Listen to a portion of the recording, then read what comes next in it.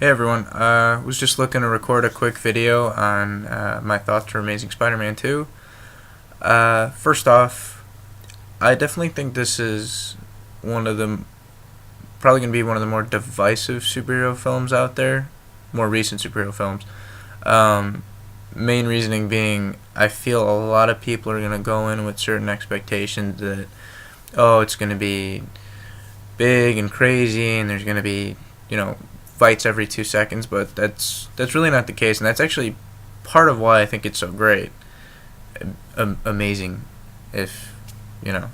Uh, I think one of the places this film definitely has a huge strength is in terms of performances. It's no mystery, considering how things had gone in the first film, that Emma Stone and Andrew Garfield certainly have a fair amount of chemistry, given that, obviously they're dating in real life.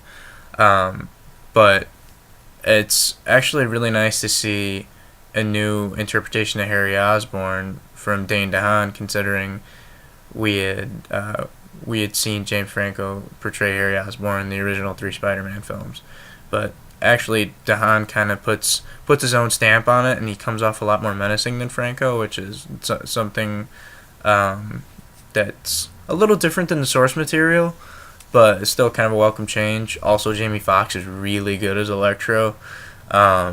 We don't necessarily get a whole lot of time with him as Max Dillon, but we definitely get enough time to sympathize with him for, when things go bad. I had addressed earlier how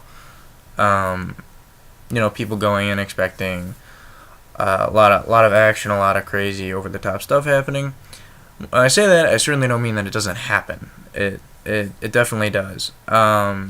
There's about three or four big action set pieces in the movie. There's the Times Square fight with Electro that's been pretty heavily advertised, and there's a fight at the conclusion of the film involving him.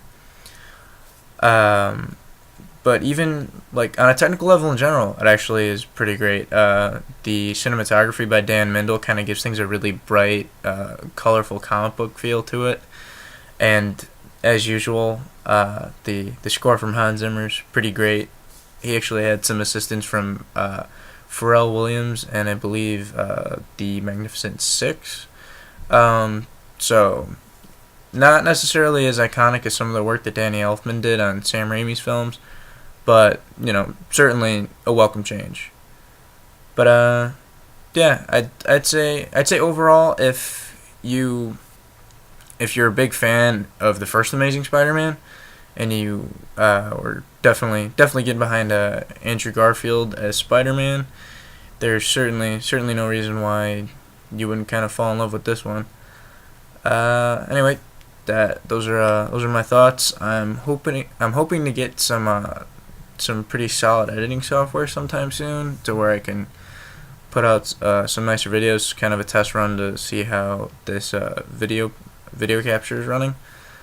But yeah, hopefully you enjoyed it. Thanks.